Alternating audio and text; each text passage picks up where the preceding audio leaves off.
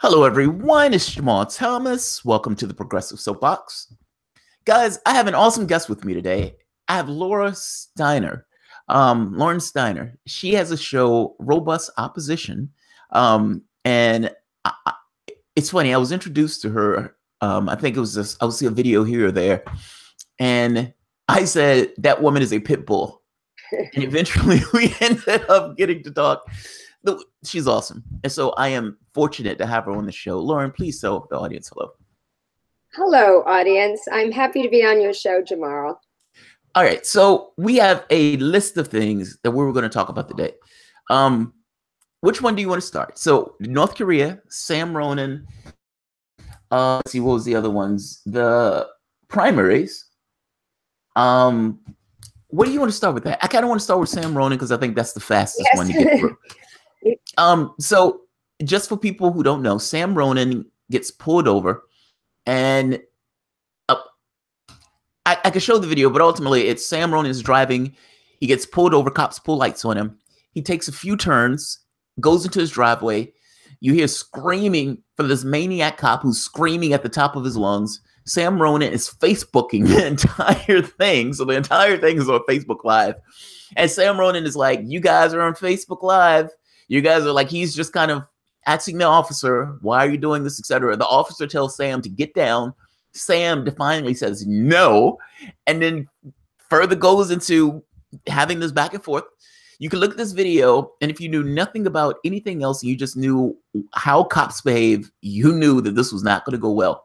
Sam Ronan is eventually taken down. They look like they were about to tase him. Sam Ronan tells the guy that you're on video, you're live, and at which point, you know, I don't necessarily know if they had the full thing of whether or not Sam got tased, but I think other people in that situation would have been tased.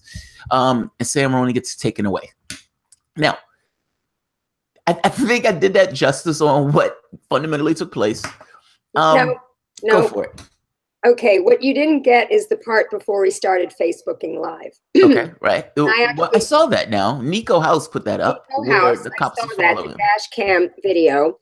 And I also spoke with Sam about this because I messaged him, please contact me when you get out. I have some questions. Mm-hmm. And what happened was, you know, they wanted to pull him over for a lane change.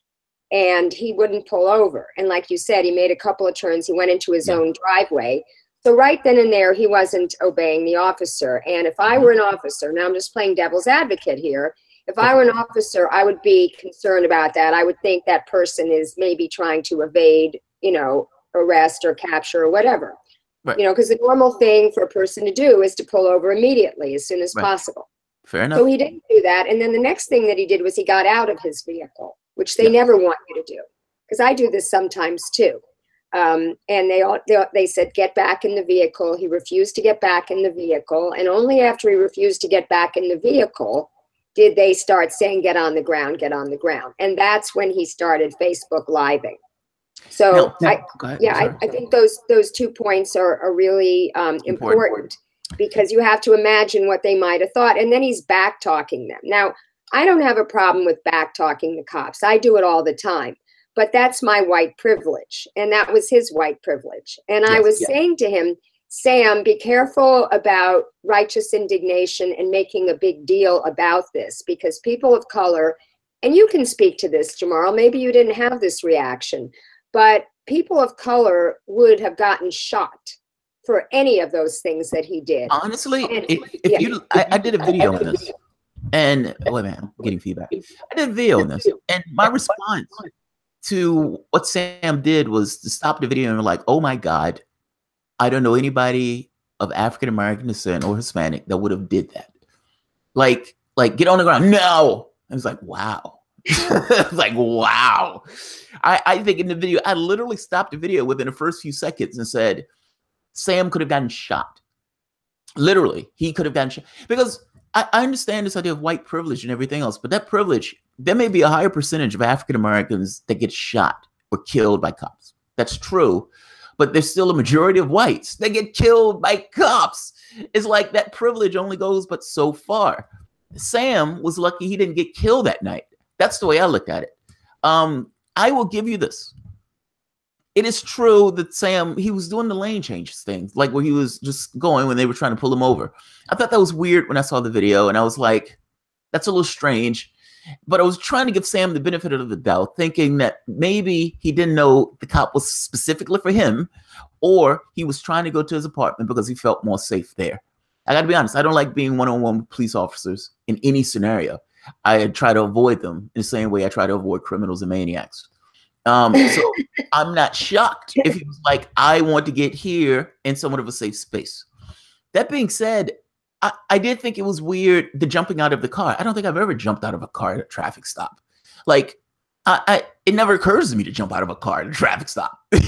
I've been stopped, and it's like, God damn it, goddamn cop, he's fucking stopping me for some reason.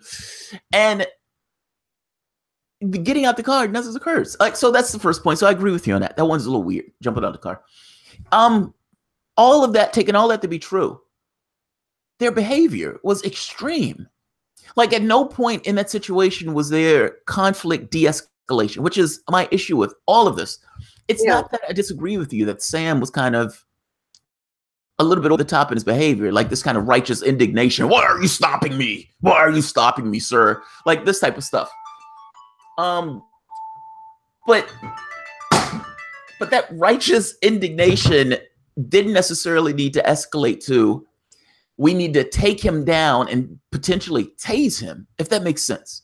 Like, there is something to be said for being able to lower the escalation of an interaction that you're having. And this idea of cops always needing to be the authority as opposed to actually having some level of conflict resolution is a problem. Yeah. It's a problem. Well, when they shot Tamir Rice, jumped out of the car, 2 seconds, killed the guy. Well, this idea of conflict resolution would have taken that in somewhat of a different way, as opposed to automatically taking this to a 10 that it was. But go ahead. I'm sorry. Well, I was just going to share my little story about white privilege and the cops, because I get pulled over a lot because I am a demon on the road. I cannot stand traffic. I live in Los Angeles. The traffic here is atrocious. I mean, to get from point A to point B, even if it's 5 miles away, could take 30 minutes, even if it's not rush hour. And so I've got various humorous stories of how I've gotten out of traffic tickets. But I get a lot of traffic tickets, and and my insurance rates go up and the whole 9 yards. Well, last year I did something that was so egregious that when you hear this story, you're going to die. And people are going to say, oh my God, talk about white privilege. I had dropped my son off at his dad's house in Century City, and I was going to Hollywood to meet my friends for dinner. And it's maybe about 7-8 miles or something like that. I got on Olympic Boulevard. The traffic was so horrendous. I kept trying to go different routes, could not avoid this traffic. By the time I was like halfway through, I was by like the farmer's market, the Grove area. I make an illegal left turn on a red light where I see no cars. I then see a crosswalk where there's a light, and I go through it, even though there was a pedestrian stepping out on the crosswalk. I then get to the next place where I want to turn right, and there's so much traffic in the right turn lane. I'm honking. There's this bus. I finally said, fuck it. I go around to the middle lane, and then I make a right turn in the middle lane. I make a lane because at this point, it's just the divider. You know, sometimes like if you have to pull over, not even a lane. And I'm driving along this lane, trying to pass this bus. And then all of a sudden, I see this motorcycle cop in the rearview mirror, and the siren starts. So I'm thinking, I am so fucked now. You were going to get shot. There's no way that I was going to like, oh, what did I do, officer? Or, oh, please, can't you just give me a warning? So something in me, I don't know what it was, decided to go postal. And I shouldn't say that. Jesus Christ. Go ahead. So I stick my head out of my window and I go, what do you want? I mean, just like that. And he couldn't believe it. He was like, pull over up there, you know, and I'm like, all right. So I pull into the Grove, I pull into the shoulder, and I get out of the car. Oh, and wow. and I'm like, why are you pulling me over? And then I'm like, I've been in this traffic. You have no idea. It's taken me 30 minutes to go 2 miles, and I still haven't gotten my desk. And I'm going like this mad woman, right? So he's like, calm down. You know, you can't. Well, no, actually, first he said something to me. Yeah. Before the calm down. And I don't remember it was, but what it caused me to say is, I know Eric Garcetti, the mayor, and I know Mike Fewer, the city attorney. Wow. And I pay, and I said, I pay your salary, and you can't talk to me like this. And I'm going to tell them that you talk to me like this, and da-da-da-da. And then that's when he started with the comment. Wow. He says, I got an idea for you. Have you tried meditation? And by this point, this cop, who should have been like, by all rights, hauling me into jail for making or tasing you, more like tasing you than anything else. You know, he's like trying to calm me down. This like white lady who has Beverly Hills address on her driver's license, who's already said she knows the mayor and the city attorney with confidence. And I just felt like, and he gives me a warning. That's amazing. He gives me a warning. I've never gotten a warning from a cop. Never in any scenario. I don't know anyone that's a male of an African-American persuasion that has ever gotten a warning. Now, I'm not saying that they haven't. Like I said, I don't have absolute knowledge of things. But I strongly suspect that under normal circumstances, you would have been tased. You would have been absolutely tased. It would have been calmed down. It would have been calling for backup. This woman is flipping out. We need help. We need assistance. I am amazed by this.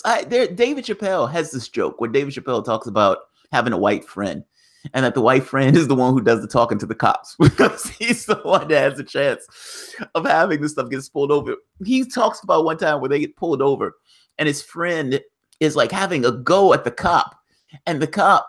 And David Chappelle is sitting there like, oh my God, we're going to get killed. Oh my God, we're going to get killed. And the cops listen to the warning and walks away. And he's like, what's wrong, Dave? He's like, what do you mean what's wrong? He's like, what the hell was that? Oh, well, what do you mean? Like, completely missing the point of what has just taken place there is a mind blowing. I watched that video for Ronan and I was blown away by that video. I hate watching videos like that. It's well, also, it was my female privilege too. That too. I mean, I think if you were a guy, I think they would have been less inclined to be that way. Yeah. And honestly, even to some degree, more than race, that you were female, that they were less inclined to do that. That being said, again, that's somewhat flexible because you have some that are not necessarily inclined, whether you're a woman or a man or anything else. Cops are maniacs. Yeah. And the conflict resolution thing is a big, big deal. I understand that Sam Ronan was being somewhat obtuse. Fair enough.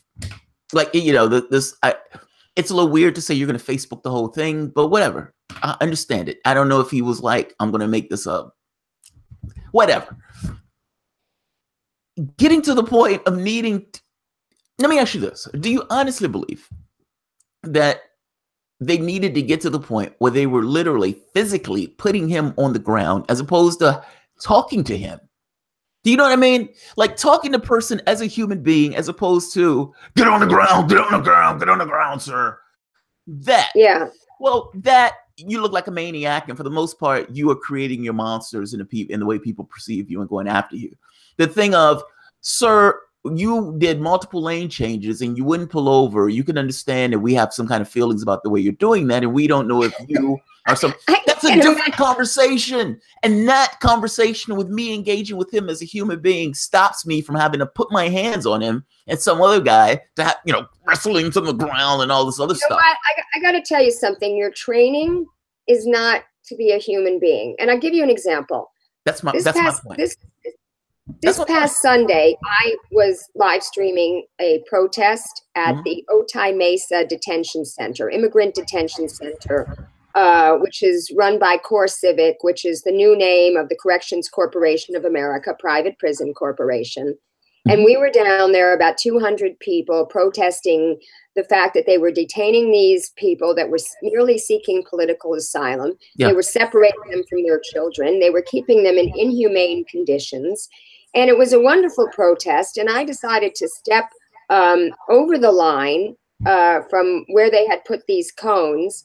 And there were 4 guards that were sort of guarding the driveway. 2 of them were women, 2 of them were men. And I'm live streaming, and I decide to go over there.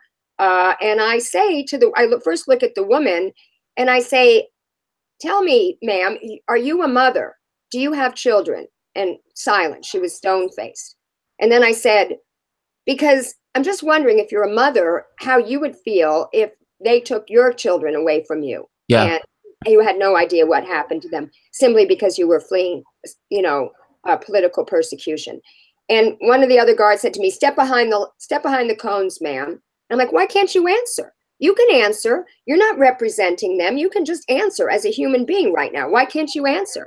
And then he gets on the phone like he's calling someone. And then, one of the organizers pulled me back because they didn't want it to escalate. They thought that I might be arrested. They didn't want this to be an arrestable action. And I just said, and then afterwards, when I stopped live streaming, I went over there again and I said, something?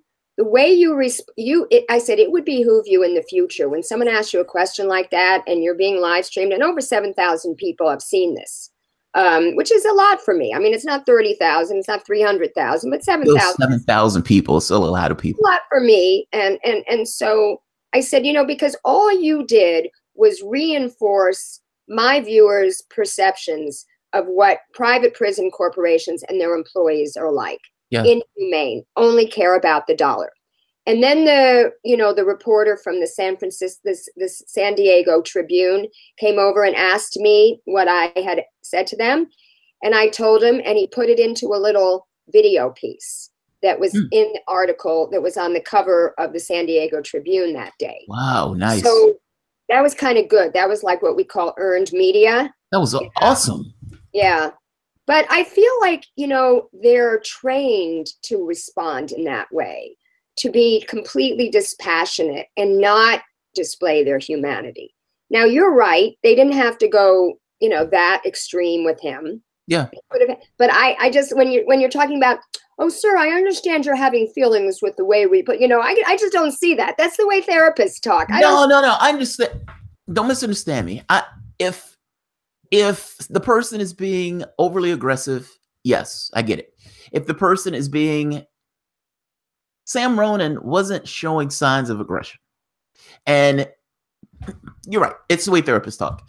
I guess I'm making a point that the interaction between human beings and cops will be much better spent if it was done through this thing of being trained in the better way, let's say it that way, or at the very least having some level of experience with de-escalation, as opposed to I am the authority, and if I need to shoot, kill, murder, or put you down, that's what I will do, as opposed to action and consequence of what gets me more bang for my buck. That's the point I'm making. It's not necessarily about being a therapist. It is not necessarily taking things to the 10th degree within a few seconds of an engagement. Yeah. All right. What's the next subject? North Korea. Or if you want to do North Korea, the other one was the primaries. Yeah, because I think North Korea is going to be a little bit more in depth. So the primaries. So what did you think of the primaries? I got to be honest. I felt like I didn't have a dog in the hunt in the primaries per se. I watched dispassionately of the election in Virginia. You had a spook going against somebody else who wasn't for healthcare. So for the most part, fundamentally the same person.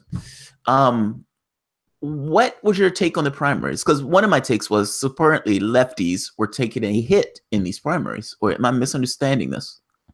Well, I can only speak about California because I was really paying close attention. And I know a lot of the candidates. There were a lot of Bernie delegates. There were a lot of progressive assembly delegates who were running for office, who were heeding Bernie Sanders' call. Yeah. And I did a video on this the other night called Primary Recap Lessons Learned. And the main thing that I got for it, and I also supported some candidates. I had a lot of candidates on my show. I did some campaign work, some paid consulting with some candidates.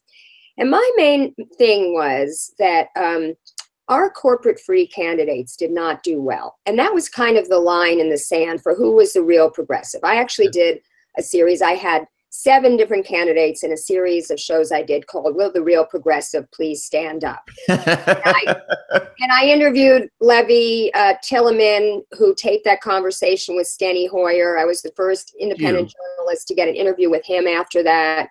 Okay. I interviewed Cara Eastman, who ultimately won her election in Nebraska, even though she didn't get any of the women's groups, and the DCCC supported her opponent, who used to be very anti-choice. And I interviewed some candidates here in California, namely, Doug Applegate, who was down in San Diego. He almost beat Darrell Issa, back in 2016. He came within 1,600 votes of him. He was the only Democrat challenging him. And then when ISA decided to retire this year, rather than support Doug, who was the real progressive, they put in this Mike Levin, who is an establishment corporatist. He billed himself as an environmental attorney, when in reality, he represented Exxon, fossil fuel companies. And yes, the project that he was working on was fuel cells, which is considered a bridge fuel. But let's face it, they use, the electricity they get is gotten from fracking. And so then Sarah Jacobs came in, this young woman who's never held a job for more than a year. She worked on Hillary's campaign, but her grandfather happens to be the founder of Qualcomm. And she injected $1 million of her own money into her campaign. She got Emily's List. She got NARAL, all those women's groups. And then there was a Paul Kerr in that race who had no chance, but he did some negative advertising on, Levin and Sarah Jacobs. And what happened was Doug Applegate didn't come in second. He didn't come in third. He came in fourth in a race that everybody should have united to support him in. And they were doing that right and left. They did that with trying to think who else in California. But anyway, rather than go through the individual races, what we found was a lot of us were supporting Gail McLaughlin, who ran no party preference. She was the Green Party mayor of Richmond. She was on the Richmond Progressive Alliance. She got endorsed by Bernie in 2014. I remember her. Yeah. And she was running a campaign of organizing. She was going up and down the states, helping to form little local progressive alliances to be like the Richmond Progressive Alliance. Now that she's lost, she's doing the California Progressive Alliance. Well, she lost. She came in, I don't even know, so low down. She got like 2.6%. And the winner was a woman by the name of Eleni Kounalakis, who basically put in $4.2 million of her own money. Her father, who's a wealthy real estate developer, put in $4.8 million of his money.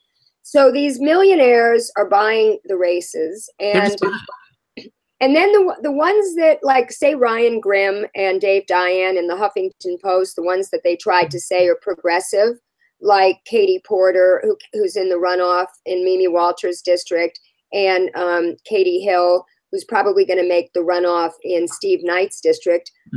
I know a lot of progressives that didn't support either of those because they're questioning whether they're just Johnny-come-latelys to the progressive issues or not. Yeah, like she was known, Katie Porter, for working with Elizabeth Warren on the Consumer Financial Protection Bureau.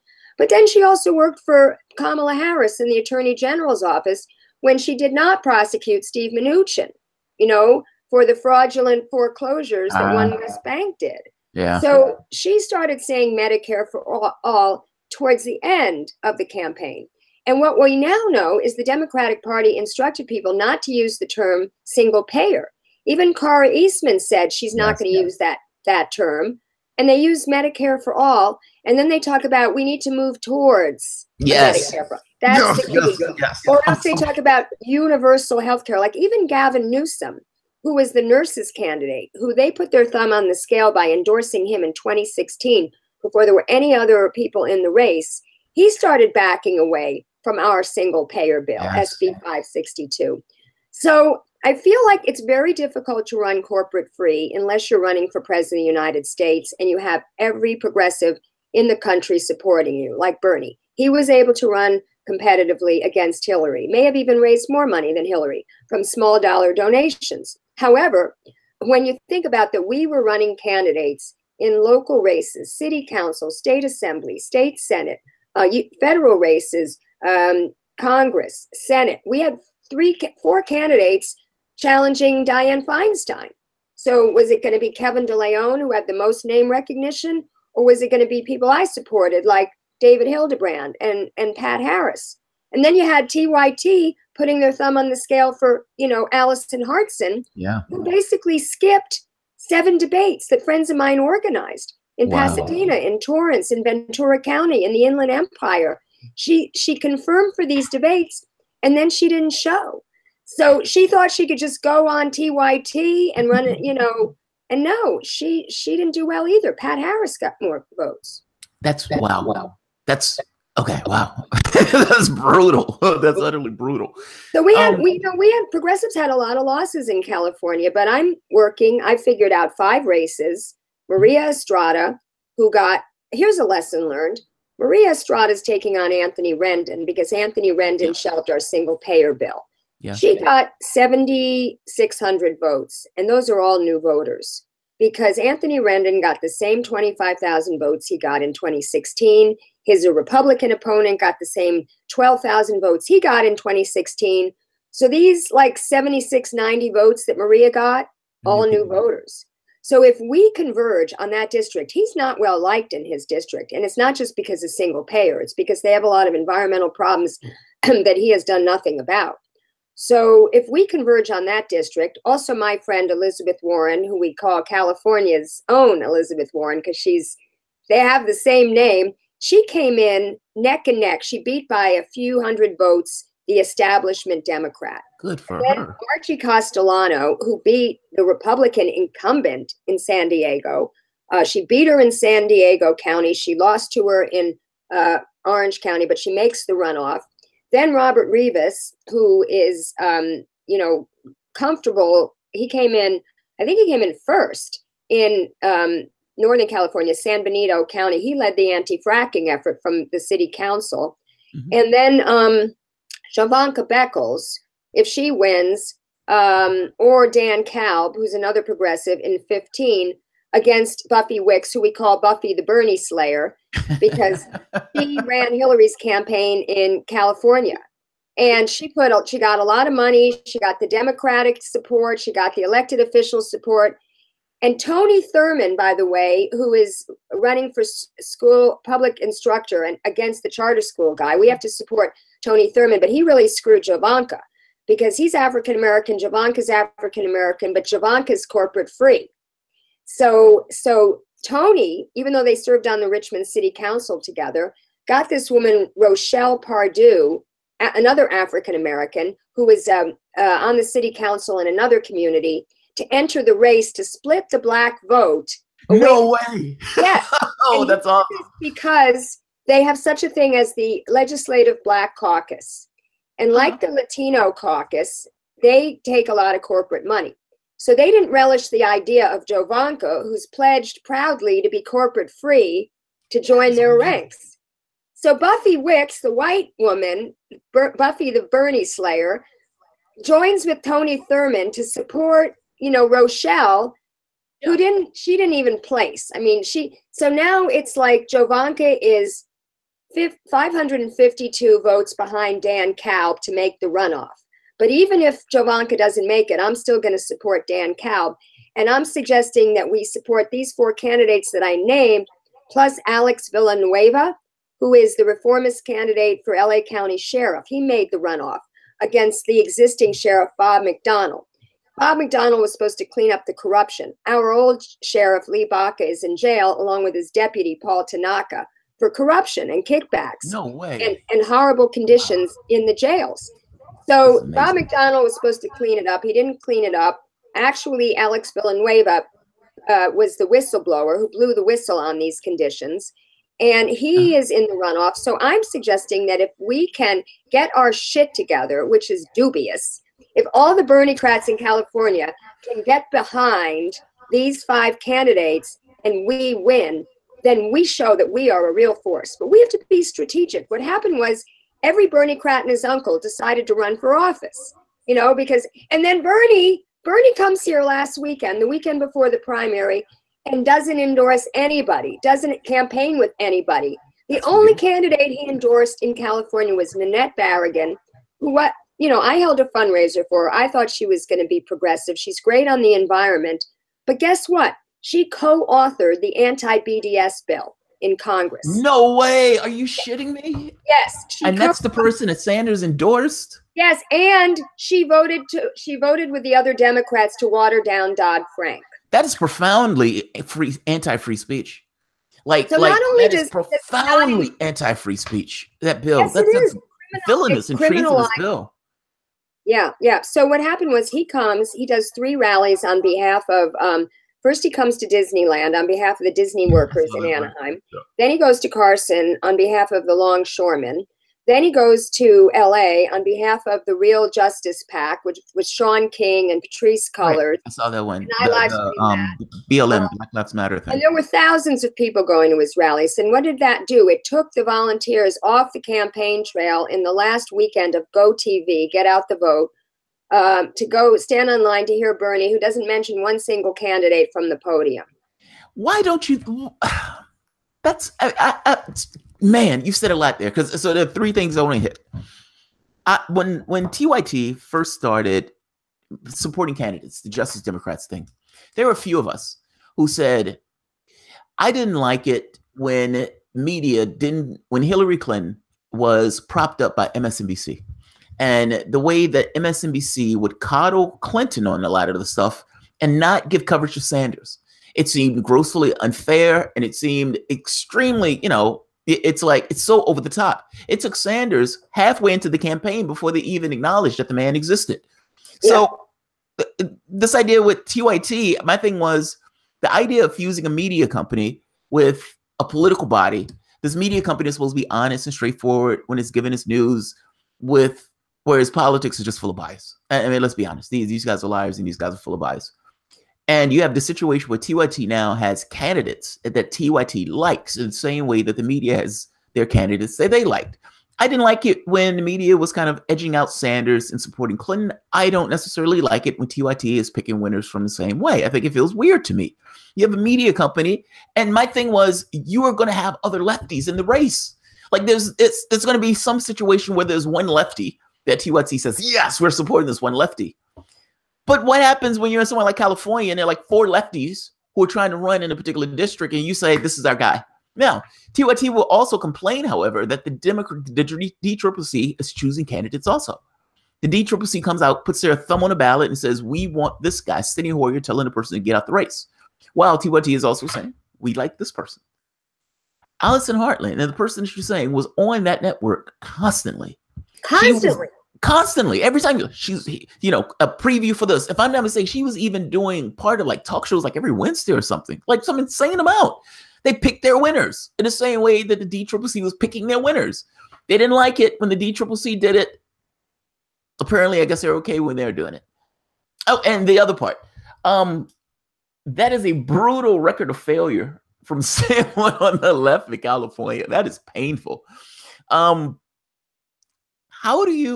Why don't you think Sanders supports those guys? Is it because Sanders believes that he wants to run as a Democrat and that he doesn't want to step on any eggshells? Is it because you believe Sanders is disengaged and just not caring or disinterested? Why on earth would this person who's telling everybody he wants a political revolution, screaming in the mics about a political revolution, ripping his shirt off with, political revolution scrolled on his chest, and yet he's coming to California, a lightning rod for support. The man is still a rock star and doesn't utter a word about the candidates who are in the race. That just seems weird to me. That seems utterly weird to me and bizarre. It's okay if the people are drained away from the standpoint of the campaign workers being pulled away. If those campaign workers are going to get energized by the guy who was the goddamn rock star in the last election. But he doesn't do it. Is it because Bernie Sanders wants to run as a Democrat and Bernie Sanders understands that he better toe a particular line if he wants to run as a Democrat? I'm asking this question because I don't know. You know what? I think it's a little bit of both. And like, for instance, in Orange County, here's the thing. If it was that, and I said this in my own show, if it was just not wanting to piss off the Democratic Party, the California Democratic Party main priority was to stop the recall of Josh Newman. Josh Newman was won a seat in the legislature from a Republican, which is amazing when that happens in Orange County. But he voted for the gas tax. And the Republicans, that's like the holy grail, the third rail in California is the gas tax. And that's what they're using, this repeal initiative to repeal the gas tax to get Republicans to come out in November. So Josh Newman came out against the gas tax and they started a repeal effort against him. So the California Democratic Party has been focused like a laser beam on trying to prevent this. They sent canvassers there to get out the vote against. So here is Bernie in the heart of Orange County, and he doesn't say one word about voting against the recall, right? Is it possible he doesn't know? I don't believe he doesn't know. I can't believe his handlers will have him there without prepping him on this, which is what gets me about it, of saying, this is one of those things they ask this weird question about Jesus or God. Is it that God doesn't know or God can't do anything about it? And I'm not comparing Bernie to God on this. I'm just making this point of, is it that Bernie Sanders doesn't know, or is that Bernie Sanders can't do anything about it? No, I got to blame Bernie, and I'm going to tell you why. Because he knows Gail. He endorsed Gail in 2014. He has people who reached out to him to endorse Gail now. Now, yes, Gail did run no party preference, but the Democratic Party did not endorse Ed Hernandez or Eleni. They could not. What's funny? You reading a comment? I'm sorry. No, I'm sorry, Beltazar. I see a comment in the corner of my eye. I'm going to let you finish, but I'm laughing my ass off at this because it's funny. If I had a nickel for every time the DNC let me down, I'd be talking on NBC about telling Nancy and Chuck to knock off saying billionaire. He's talking about Klobuchar. Klobuchar was on MSNBC saying, tell the Democratic Party to shut up about talking about class, saying that he called Chuck Schumer and Nancy Pelosi, and I told him, shut up about class. Shut up about bringing this stuff about billionaire up. He's saying if I had a nickel for every time the DNC let me down, I'd be on MSNBC talking about it. I'm sorry. This was out the corner of my eye. I'm sorry. Please finish. Okay, focus. I'm staring straight in the whites of your eyes right now. I'm sorry. So no, what I was saying, that the Democratic Party did not make an endorsement for lieutenant governor. So it wasn't there was some establishment Democrat that he would be going against. You know what? I got to tell you, I think Bernie is a little self-centered. I really do. I think he's very, look, even the most altruistic people do things because it feels good, right? Yeah, I mean, social psychology experiments have shown that it feels better to give to somebody else than it does to buy something for yourself. Yes. And they've shown this. And I've read a lot about real happiness is having meaning and purpose in your life. Yes, I agree. When you just have a contentment, like you see a good movie, you have a good meal, good sex, whatever it is, that's fleeting. Mm-hmm. That's contentment. But happiness, true happiness, is really, I think, your personal relationships, the quality of your relationships, and also, does your life have purpose? Does it have a meaning? Yes. So Bernie is altruistic in that sense, but he's pursuing this because it makes him feel good to have purpose and meaning in his life. He's not. He's not like Mother Teresa. And I got stories on Mother Teresa too. She wasn't as much of a saint as people want to give her credit for. But what I'm saying is, Bernie is a human being. He does what he does. Sometimes I also think he's got a little bit of Asperger's going on, because he has this way of saying his Twist exact. the knife a little bit more. Keep going. Keep going. I mean, I'm not being an ableist about that. I'm just saying I'm going after Sanders myself. I'm so teasing you. Go ahead. He's got this laser focus where he has this stump speech that he's been giving for 40 years. His phrases, I mean, I can almost say his speech now. He said these phrases so often that when he goes out, he's very focused on his message. And I've been impressed with lately that he's able to listen more. Like, I see he convenes these town halls, or he has these guests that he brings on the dais, or he does the Bernie Sanders show where he's the interviewer. I see that he has the capability to listen and learn, and I've seen his platform evolve. I've seen his platform on racial justice evolve. I've seen his platform on Israel-Palestine evolve. Yes, I mean, Peter Beinart just wrote an article in the foreword about how Bernie is the only one, challenging the orthodoxy. And on his own show, he had actual Gazan people, so that people were not associating Gaza with Hamas, which is what Israel wants you to do. All the time. Gazan people, like I had someone from Gaza on my show, a young reporter. She was reporting in the dark because they only have the power for 4 hours every day there. Yeah. And even though she thought she was going to have power during the time we had the interview, they turned it off. So she was reporting totally from the dark. And she says, the Gazan people don't like the Hamas very much. They're not into Sharia law.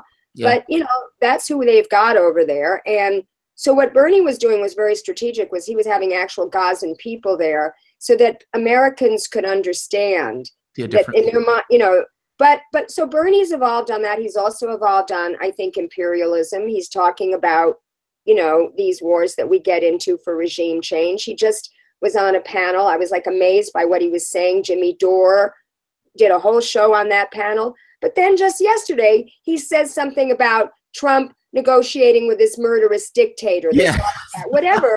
And I'm like, oh my God, Bernie, shut the fuck up. You know, I did this video. It was a live stream called Bernie Sanders FTFU. And you know, that was seen by 11,000 people. Because I'm just railing, because he had done 5 tweets about Russia. He did 5 tweets about Russia in a 24-hour period. And I'm like, oh my God, you know, just stop. You understand, he's a politician. So I look at Sanders, it's funny. I see him, I guess, similar, but slightly different. I see him as a politician. So is Sanders growing on certain issues? Meaning, look, I think the presidential thing of what's going to take place in 2018 is going to be somewhat fundamentally different than just a 2-party race that was between Clinton and Sanders. I think Sanders is beefing up his bona fides on the left. I think he means it. I think it's one of those things where he moves a little bit to the left. The party kind of moves in order to even kind of hedge him off. So you have people like Kamala Harris and all these other people saying, yeah, we like Medicare for all now. Yeah, we like that. And yeah, we're not going to take this corporate PAC money now. Sanders like, fine, I'll move a little bit further. This is my natural territory anyway. So yes, I'm going to take this extra step. We need to do something about the Gaza people. We need to pay attention to the Gazans. He said that on the debate stage with Hillary Clinton that day, where it was something to the effect of the guy from Goldman Sachs thinks I'm a menace. Damn right I am. That it was that speech where he makes that conversation about the Gazans. It puts Hillary Clinton on notice, where Clinton has to defend her position on Israel. Never seen it. I've never seen anything like it. So when he comes out and he's saying this stuff, I think I believe him on it. He came out and gave this speech that blew my mind on foreign policy, where he joined hands with the hard right of the Republican Party and said, what we're doing in Syria, I think is somewhat illegal. It's sketchy. I don't know if it's illegal. And we need to stop what we're doing in Yemen. The United States has been helping a bloodthirsty, murderous regime. It's true. And yet it's something that's never said. Like he is beefing up his bona fides. That's my point. But he is also working in coordination with the Democratic Party. And in the same nonsense that Democrats have been pushing on this to try to obfuscate their own failings and everything else, he knows the political and media climate that he's in. I think he plays politics. I think people take this look of him as if he's above politics. He's not. He's a political actor. But you know what? He could have endorsed any of the Democrats that even the Democratic Party endorsed. No, I agree. But that's why I asked the question. He doesn't think beyond his own agenda. And the irony is, he did a show. Agenda. That's what I'm making. That's the kind of the point I'm making. And maybe I'm wrong on this. And maybe my confusion on this is because I'm fundamentally wrong on this. But all of this stuff is his agenda. Like, moving the ball forward. If I look at Sanders and I say the guy's a socialist, there's something in his head that says the world should be a fairer place. And I am going to take measures to try to make that take place. He's screaming for political revolution. Now, he's in one place. This is what I want to say. Listen. He did an interview with my friend Alex Michelson when he was here. Yeah. Okay. Alex now, he used to be with ABC. Now he's with Fox 11, not Fox News, but Fox, the local station. And he does a show called The Issue Is. I was actually on the show the week before. And he interviews Bernie. And Bernie says, and I quoted this, and I'm going to use this in my Bernie Shut the Fuck Up Part 2 video. I want to get 10,000 more views. He says these exact words. He says, I am going to do everything in my power from here until the election to get more progressives elected. Yes. And I'm watching this thing, which he said in the very same weekend he was here, and he didn't do anything in his power to get them elected. Even, listen to this, he was with Sean King and the Real Justice PAC. There were 6 candidates for district attorney running, like Larry Krasner. We had Pamela Price in Alameda. We had Genevieve Jones-Wright in San Diego. We had Noah Phillips in Sacramento. And there were 3 more. Yeah. Did Bernie even mention their fucking names? And that was the cause that he was there for? Now, here's the thing. I was told that they are a 501c3 and that he's not allowed to mention candidates when he's on the stage with a 501c3. But that does not preclude him for when he's in the area to do a separate rally with those candidates, or to do a separate rally, you know, just about all the candidates, right? Yeah. He could have fitted it into his schedule. So no, I mean, that was an epic fail on Bernie's part. I again, I ask the question, is it that Bernie doesn't know or Bernie doesn't care? And I don't know the answer to that question. But yes, it's a fail. It's a fail. I mean, it's, if your job or your goal is to try to get as many progressives or lefties elected, hey, there you are, buddy. There you are, buddy. You're in a spot. He's a lightning rod. He could have. I agree with you on this.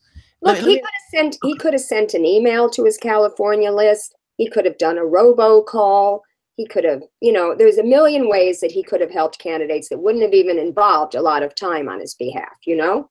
No, I feel you. I agree with you. I try to get myself in the head of, do I know each and every one of the candidates that are there? And I want to feel like my campaign person, if I didn't know, would know and would whisper in my ear about, hey, this guy's running in this particular race, doing X, Y, Z, and let's support, you know, something. I would expect something. Well, you know, the other thing it could be is maybe he's expecting Our Revolution to do it, and he can't confer with Our Revolution by law. He's not allowed to coordinate with them. But they've also been very problematic as to who they've endorsed. Because go for it. What was wrong with Our Revolution? Because I have two questions on this. What's wrong with Our Revolution? They've taken a bit of heat that I thought the heat was nonsense from Politico.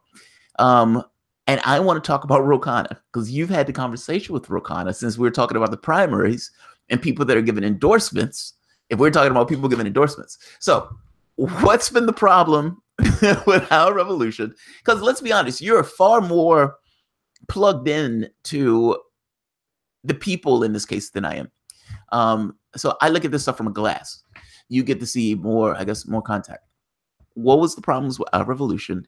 And I'm curious on the response of Khanna bringing up on why you, as a Justice Democrat, who representing certain values of the Justice Democrats, are not actually backing up one of the other candidates that just so happens to be a Justice Democrat and also representing supposedly those same values. Well, let's do that one because that's the shorter one. Okay. Oh, that's a shorter one. Okay, go for it. That's the shorter one because I can just answer what he told me. You know, he takes my advice because Margarita LaCabe, who is in his district, who is a Bernie-crat, suggested that he come on my show last year, and he came on my show, and I gave him a very fair interview. We talked only policy. Yeah. I didn't give him any gotcha questions, but I asked him tough questions about the issues, you know? Mm-hmm.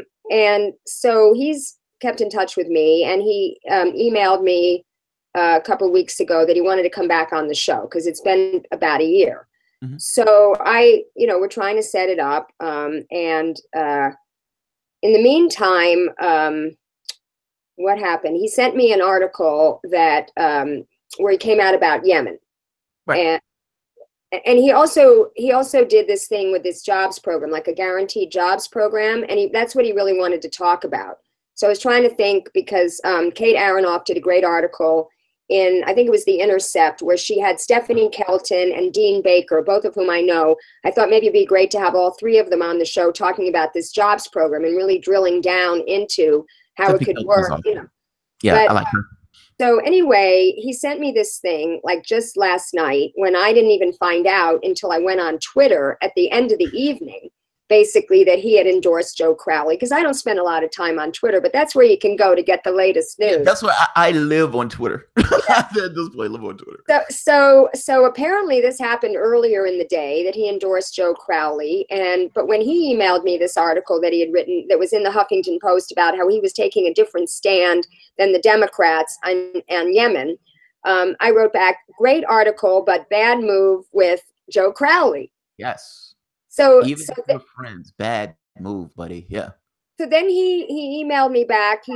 He said, "Oh, did you see that I hold on a second. It was my phone. I just lost."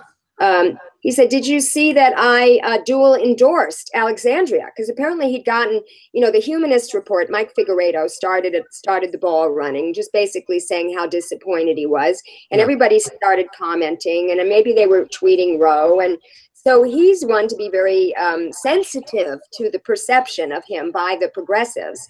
So he immediately kind of backed off and just said, oh, I'm also going to endorse her. And that was about 10:30 at night last night. Too late, buddy.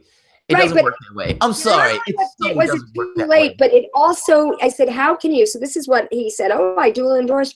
So I sent back to him, that doesn't fly, because a dual endorsement is when you have two equally progressive candidates and you can't choose between them. You basically chose two opposite people to dual endorse. And he writes back, not opposite. He supports Medicare for all and the Workplace Democracy Act. I checked Crowley's website. In my video, I went to Crowley's website himself and looked at his view on healthcare, his view on jobs. Those people are not the same. There is a difference between Ocasio-Cortez versus Crowley, who is a party boss who was essentially appointed to that position for God knows how long. The idea that Khanna, this is one of those things where somebody whips up and says, I'm for jobs now. I'm for jobs. I'm progressive. I'm progressive. I'm progressive. I'm a lefty. After the fact. It's after the fact. And I'm supposed to believe it. And Khanna is trying to sell this. Oh, that's bad. That's even worse. I'm sorry. That's worse. I'm sorry, Ro.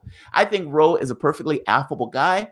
I accept and like the fact that he does not necessarily take in corporate PAC donations. That's good for Ro. But for whatever reason, Ro has made the choice that his lot is better served with somebody else who is not like him.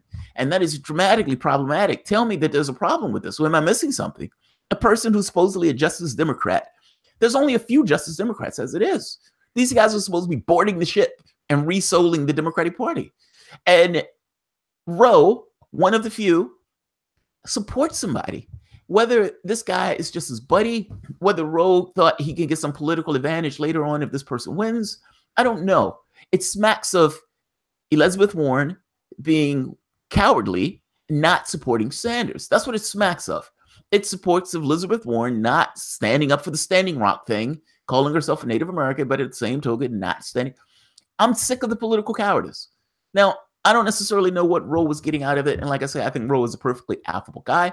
He's easy to talk to at any time I've heard him talk. I've liked him at the end of the interview, even though I thought some of the things he said were somewhat dicey. This, however, is politically dicey. Even if he's friends with Crowley, he is a Justice Democrat, period. Well, okay, here's my take on it. Number one, I don't really know. He's not even going to tell me.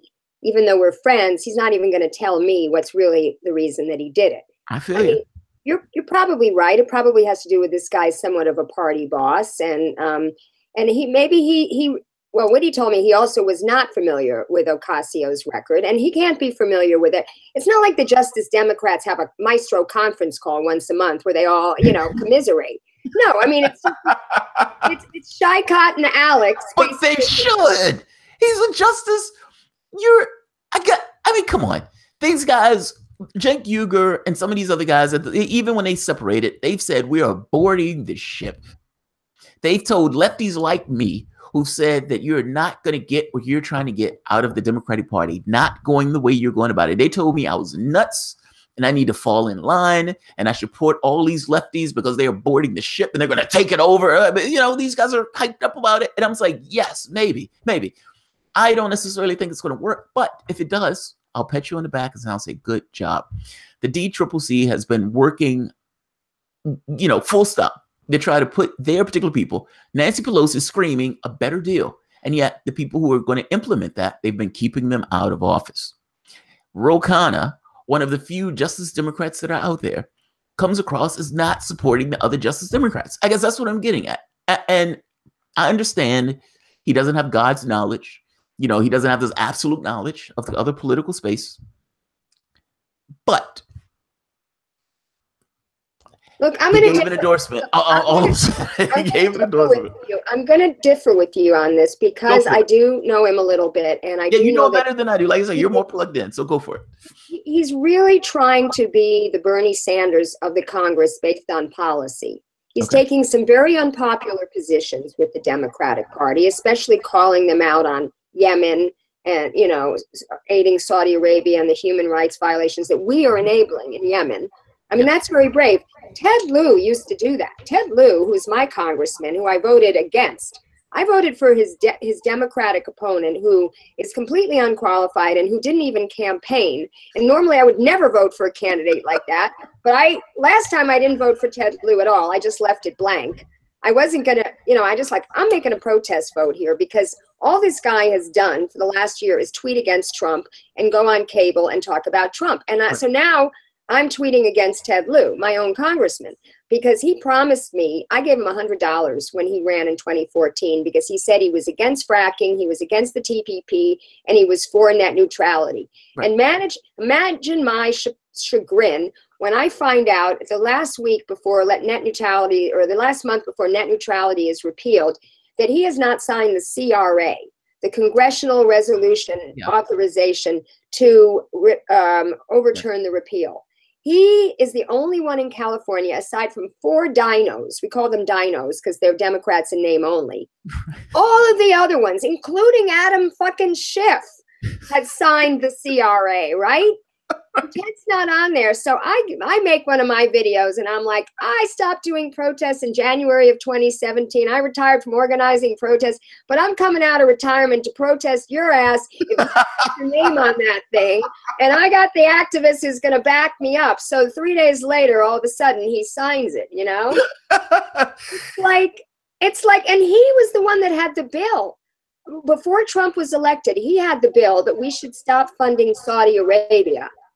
Until they stop the war crimes in Yemen. He doesn't even talk about that. Like when Bernie and Mike Lee, the Republican, had that bipartisan bill saying the same thing, he didn't tweet about that. No. He's talking about Trump and Mueller and Ivanka and Kushner and, Pruitt. And he has just become like the chief antagonist. And to me, it's disgusting because it's like they did not learn from 2016. It can't just be not Trump. Agreed. I mean, look at Mark Sanford. Mark Sanford last night shows you that here's a Republican who governed, the last 1 year against Trump. This is a man who's been reelected, even though he had that affair. He went off to Argentina to be with that woman.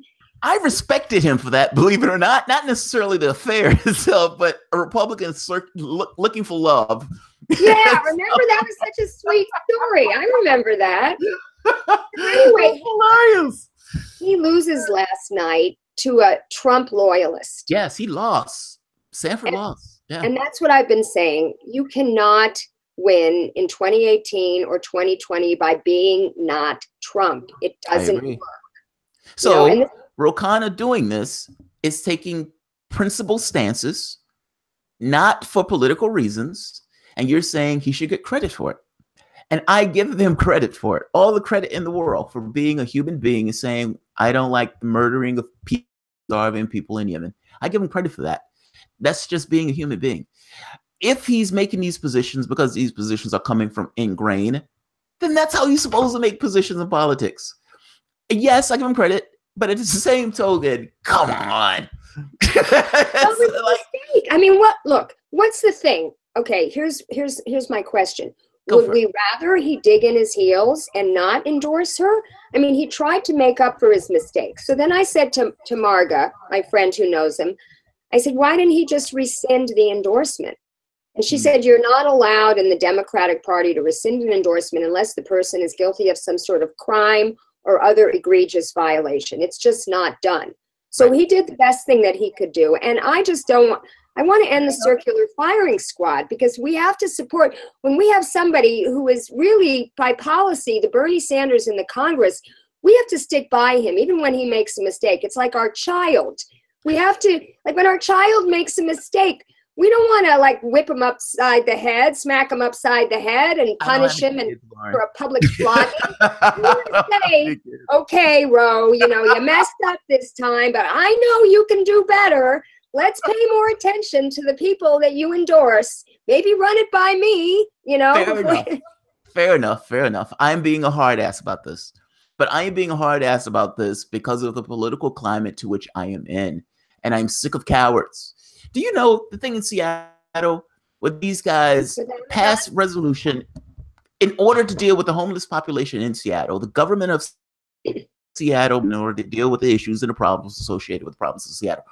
Amazon comes in, threatens them. Instead of using that money to actually affix and help the homeless population, they cobble a bunch of money together from Amazon, Starbucks, and the stores in order to attack the government of that locality in Seattle. They sprung it on Shawan on it like kind of like a day where she couldn't necessarily do anything, and repealed something that they put in a month before because of plutocrats. Yeah. Cowards. I'm sick of political cowards. Yeah. Now, I understand Khanna is doing this, and you're right. You're absolutely right. I'm being a hard ass. So maybe I'm being too much of a hard ass on this.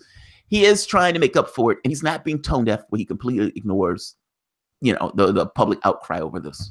But do you feel this way about Ted Lieu that you're protesting, who, for the most part, if Ted Lieu called you back and said, look, I'm sorry. I've been screaming at Trump the whole time. Now, you looked at Ted Lieu and said, well, he's pushing through the policies that I care about. And then after a while, Ted Lieu didn't do any of that. And you were pissed by that. That bastard. He said he was going to do X. He didn't do X. Because to me, it's so clear that he's doing it for his own advancement in the party. Yes. He brags about how his Twitter followers, how many millions of Twitter followers he has. He never had Twitter followers before. The fame has gone to his head. But can the same argument be made about Khanna, that the reason why he supported Crowley over the other person is for political expedience, and not just political expedience, because there was some relationship either between them two or some relationship from the standpoint of the party. And Ocasio-Cortez upsets the apple cart of the party. And one last point. In the same way that Elizabeth Warren just assumed that Hillary Clinton was going to win the race and didn't necessarily want to get on her bad side, is it possible that the same thing is true here? That this goes beyond this thing of this person is politically associated and close to me, and I'm going to deal with the person who I think is going to win that race and where I can get political advantage? Well, I know a little bit about the Elizabeth Warren situation, not for any. This is why I love talking to you, because you know this stuff. Well, go for it. Not for any inside knowledge or ever having spoken to her, although I did meet her once. She was kind of an idol of mine at the time. You're not supposed to meet your idols. You're never supposed to meet your idols. It never goes I was disappointed that she didn't endorse Bernie, but I didn't vilify her the way other people did, because I did know one thing about her. Barbara Boxer had a secret letter that went out in 2014 where she got all of the female senators to sign a pledge saying they would endorse Hillary Clinton. Yes. And she had Gabbard for it. Yeah, and she had a breakfast, and all of them came except for Elizabeth Warren. Elizabeth Warren was noticeably absent from that breakfast, and that made a huge statement. And Elizabeth Warren never did endorse Hillary until way after it was clear that she was going to get the nomination. So I feel like she did do a little modest protest thing, although nobody really knew this because they didn't know about the secret letter and they didn't know about the breakfast. But for her, that was like about as far as she could go, I guess. I feel you. Yeah. Like I said, I am a person of my culture. And what I mean by that is this particular moment in our particular time, in our particular political landscape. And, the hope and change generation that didn't get the hope and change. And not just didn't get it, didn't even try. The moment that the FDR moment that could have taken place didn't take place. And to some degree, you have to lay that at the foot of the Democratic Party. The public wanted it. The public gave him an overwhelming majority. And then to cover it up, putting in Hillary Clinton on us and try to force that woman down our throats. I am not giving Elizabeth Warren any accolades on this. And I understand what you're saying. She did a modest protest. It was her, I'm sitting down at the Pledge of Allegiance type stuff. Fair enough. She felt that was as far as she can go. But let's be very clear. The reason why she felt that was as far as she can go is because she assumed Clinton was going to win. Yes. She was also waiting to see, too. She was waiting as long as she could wait. I hear you. I hear you.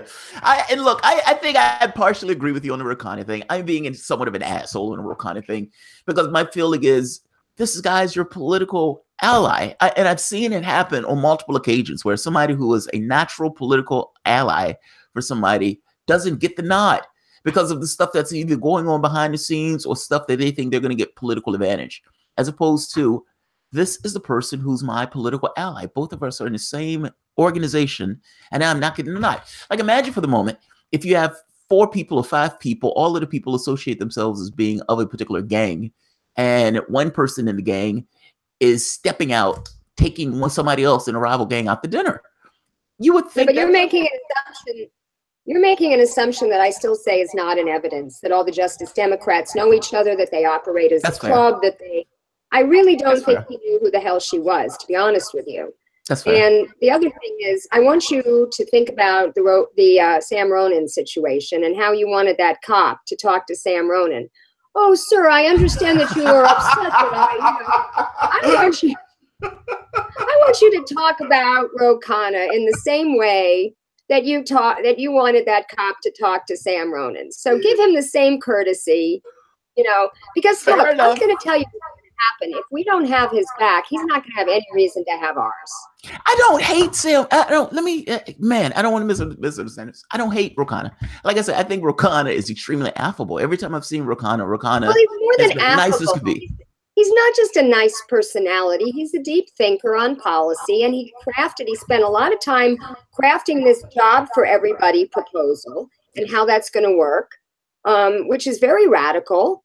I mean, he's gone for us. Yeah. For the United States, it is. Yeah. So anyway, as far as our revolution goes, I feel like their process is a little bit. Oh, geez. Okay. I'm sorry. Go ahead. But by the way, before we go to that part, I agree with you on the Khanna thing. I actually agree with you on that. I'm being too much of a hard ass on this. I looked at it and I saw it as utter treason. I was like, what? What's like, how? But you're right. I'm being too much of a hard ass. I mean, ultimately, he may have taken a certain decision and he tried to rectify it once there was political pressure against him to rectify it. And the biggest thing, you're not going to have everybody agree with you, but at the very least, if they're willing to listen to you, that's not a bad thing. I can't necessarily ostracise the guy for at least trying to come to some resolution. So right. I agree with you. I agree. You're right. You're right. They are revolutionary. They don't have a really solid process. I mean, what they told me and what Nina Turner told me and what Erica Andiola told me when she was the political director before she resigned is that we depend on our local affiliates. And when our local affiliates endorse someone, our national will. Well, that didn't happen. I mean, I can give you a number of examples where that didn't happen. And I think that our revolution is also playing a little bit into Democratic Party politics too. Yeah. Excuse me, because there were some candidates that were not Greens. I mean, that were not Democrats that got, like, look, finally it took, I don't know, so long for Gail McLaughlin to get the national endorsement. She got it at the very end, but I still don't think that our revolution endorsement carries the same weight as Bernie Sanders' endorsement. And I'll tell you why. He may have started that organization after to kind of continue the political revolution. But think of the casual Sanders voter. The Sanders voter is just really inspired by Bernie Sanders, but doesn't pay attention to politics, not during a presidential year. And this was something I learned when I went to the Left Forum, when Charles Lenchner and Winnie Wong from People for Bernie spoke. And Charles Lenchner used the term consumer activist and entrepreneurial activist. He said the consumer activist is the one that comes out every 4 or 8 years to vote for a candidate. They get really excited. Maybe they phone bank for him. Maybe they leaflet for him, whatever. The entrepreneurial activist is someone like me who's constantly being active and fighting fracking, fighting the TPP, fighting for net neutrality, protesting, doing citizen lobby meetings, doing shows, whatever.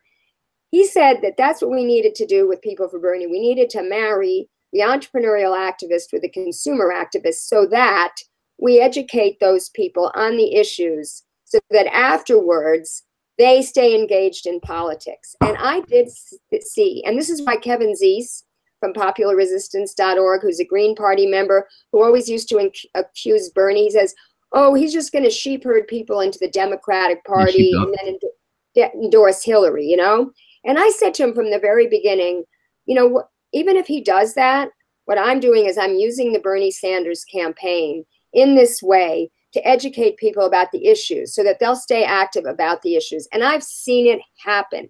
here in California. I cannot tell you how many Sanders people are now fighting for our single payer bill, SB 562, or fighting to repeal Costa-Hawkins, which, you know, eliminated a lot of rent control protections in California. And these people have stayed active because Bernie awakened them to the issues. Now, they probably are the ones that know what our revolution is and who our revolution endorses, but Bernie Sanders voters and the people on his email list, that coveted list that he refused to give to the Democratic Party, that's the thing that we need to be emailing. And that's the one that somebody in Sanders' office, his political arm, whatever it is, that's not our revolution, that's not the Sanders Institute. I don't know. Somebody needs to advise him. Maybe it's Jeff Weaver. I don't know. I don't really like Jeff Weaver that much, but I thought he was great on TV. He was an amazing surrogate for Bernie. He stayed on it. He was focused. He was a pit bull. He was great. But I feel like he also wanted to play ball with the Democratic Party towards the end. And when we were at the convention, you know, even Simone Sanders, Hillary hadn't even officially gotten the nomination. And Simone Sanders, Bernie's own press secretary, was working for the DNC at that convention. And Nick Carter, who was Bernie's, you know, one of his outreach people, was working for Hillary. He was in charge of progressive outreach, like anybody would. Like Nick, that was like a job that could never be done because there's nobody that was going to be progressive. I don't care how much you outreached about her. No real progressive was ever going to support Hillary Clinton at that point, you know. But our revolution, you know, it's very disorganized. They allow anyone to have a chapter. I know of 3 Our Revolution chapters in Los Angeles that have never had a meeting, that they don't do anything. They just sign this memorandum of understanding with Our Revolution. All you have to do is go to one event of an OR and you're a member. So that's how they're building up their member numbers. They're now having monthly conference calls. But in my mind, and I said this in my recap show, we have too many organizations. There's just Gail McLaughlin starting a California Progressive Alliance. We have Californians for Progress. We have Our Revolution. We have Progressive Democrats of America. We have Move On. We have Democracy for America. We have, I mean, there are so many groups. Everybody wants to start a group. Everyone wants to be the leader. And what we need to be working together. And that is what the Progressive Alliance is supposed to be all about. And it's going to be really interesting to see how that works out. You know, it may work out in a little city like Richmond, but can it work out in a big state like California, which is the 7th largest economy in the world? You know, and I thought it was 4th.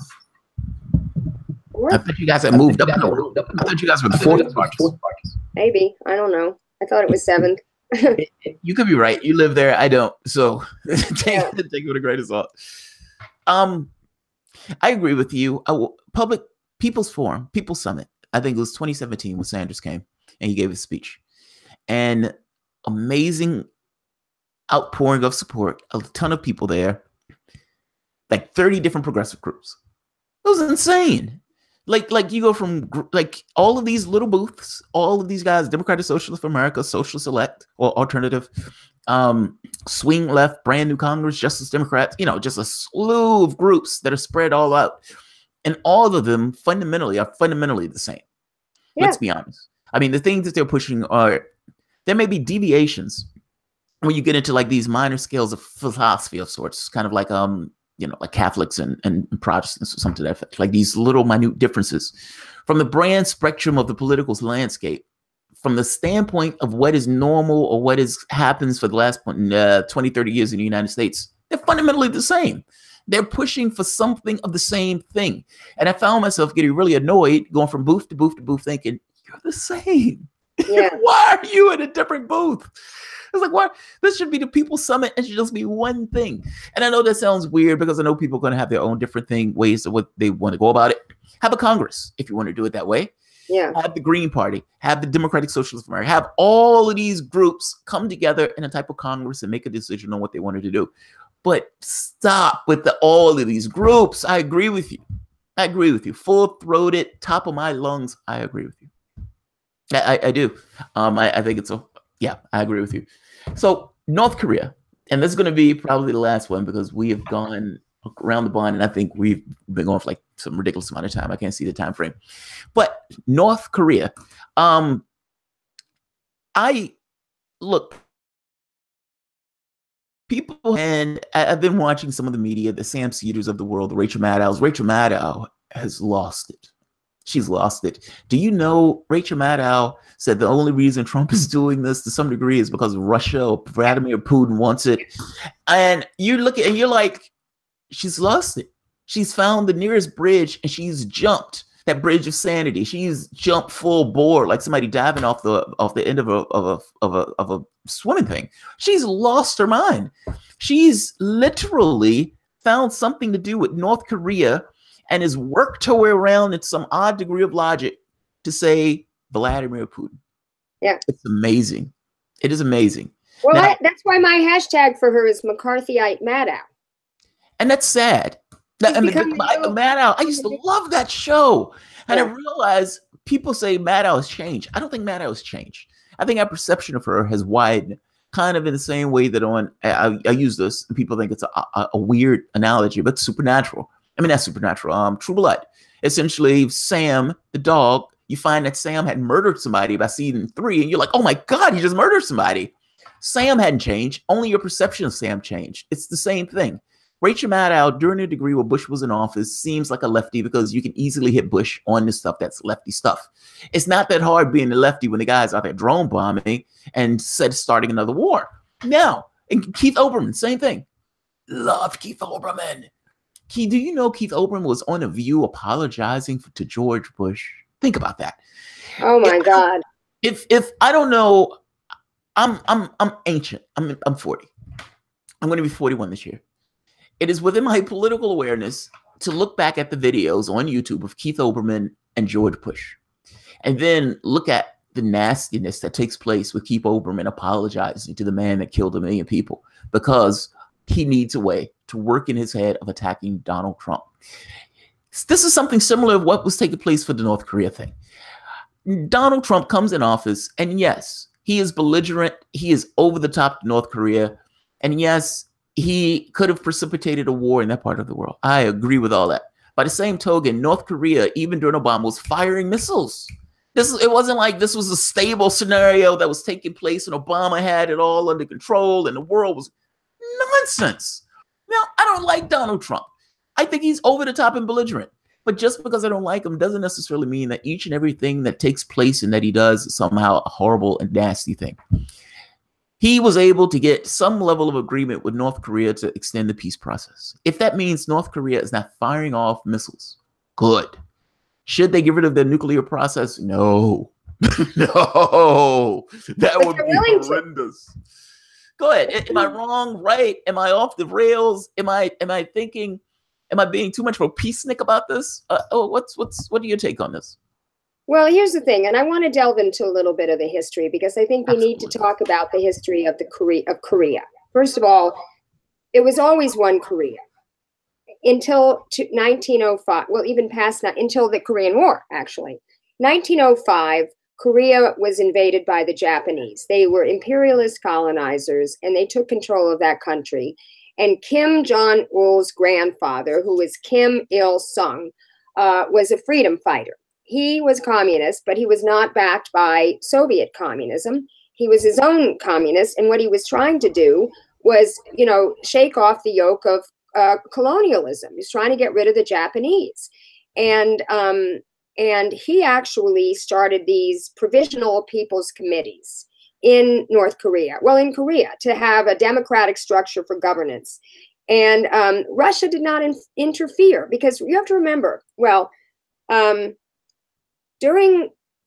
so he was fighting. It was the domino theory that, it's like Russia was going to interfere in one place.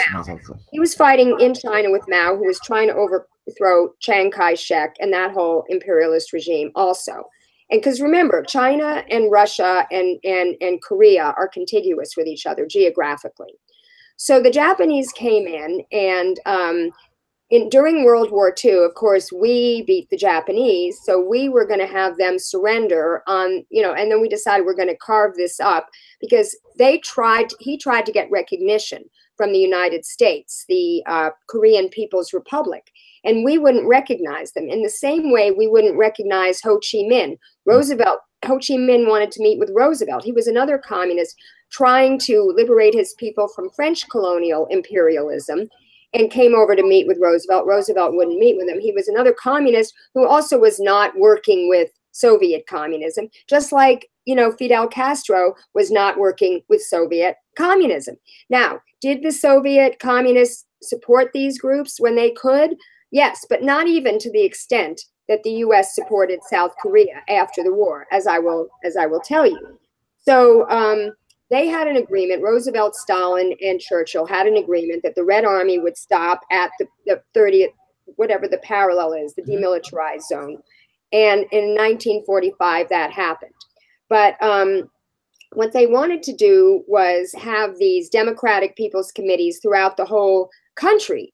And in South Korea, the United States refused to accept the Japanese surrender until they had formed their own government, which they couldn't get popular support because they had collaborators in there in South Korea who were formally working with the Japanese in the same way that French collaborators were working with the Nazis. So they accepted the surrender, but they told these Japanese collaborators that they could stay in power. And there was a lot of resistance. And they put in this strongman, this authoritarian, rabid anti-communist strongman by the name of Syngman Rhee, who was not supported by the people. And he repressed any kind of organizing that went on. And in fact, there was the Jeju Island massacre during this period of time in which 20,000 Koreans were killed. Wow. And then then they wanted to have these elections in 1945. Well, is this after the war? No, yeah, this was after the war. So it was 50, I guess. And they wanted the UN to sponsor it. And North Korea boycotted the elections because they didn't feel that the UN or the US or anybody other than Koreans should be organizing the election. So they massacred tens of thousands of protesters, and still the people didn't participate. And this Syngman Rhee came in. And then, let's see, he fled. Oh, no, this was before. I'm sorry. This was in 1945, before the Korean War. Syngman Rhee fled, but not before slaughtering about 200,000 political prisoners as he was retreating. So the U.S. intervened, and it was unclear of who fired the first shot, but they dropped 635,000 tons of bombs on North Korea, more than were dropped in the entire Pacific theater. And they only stopped bombing because there was nothing left to bomb. They also used 33,000 tons of napalm. This was the first time napalm was used, even before Vietnam. So they lost about anywhere from 10 to 25% of the North Korean population was killed by the United States. And people are expecting the North Koreans to welcome us with open arms. I mean, people just don't understand history in this country. So they don't even remember that war. They don't remember it. They call it a forgotten war for a reason. Nobody even remembers it. And the Koreans have always wanted reunification. They never saw themselves as two separate countries. But meanwhile, in North Korea, they have free housing, they have free healthcare, they have equal rights for women. And South Korea was ruled by a series of repressive dictators. Yeah. And we propped up that South Korean miracle with Samsung and all that because we did embargoes on North Korea. We threatened them in the same way we did. We were constantly doing these military exercises with warships and spy planes and bombing runs through this entire time. And their nuclear, they wanted to start a nuclear reactor in 1987 for power. So Carter, this is during the, in the Clinton administration afterwards, Carter was having negotiations with them that we were going to give them 2 nuclear reactors, and then we reneged. Clinton actually started out good, but then in the last part of his presidency, he got obsessed with preoccupied with the whole Monica Lewinsky thing. And, they tried many times since the 80s to say, we're going to denuclearize, but we want you out of our country. We want you to get rid of the troops. We want you to stop all these exercises. They were doing let's see. And just I want to mention George W. Bush then put Korea into the axis of evil, as you know. Evil, yes. You and I think, are reading from the same notebook on this. Go ahead. And then Kim Jong, the father of Kim Jong Un, I forget which Kim that was, but he died, and this young guy took over in 2012. And what happened was Obama and Trump have turned down many offers to denuclearize in exchange for ending the military buildup and these joint military exercises. Yeah. And these joint military exercises are literally dress rehearsals for invading North Korea, being done under the eye of North Korea. And they even had decapitation raids. Decapitation meaning, you know, taking out Kim Jong-un. I always get these names. Yeah. Yes.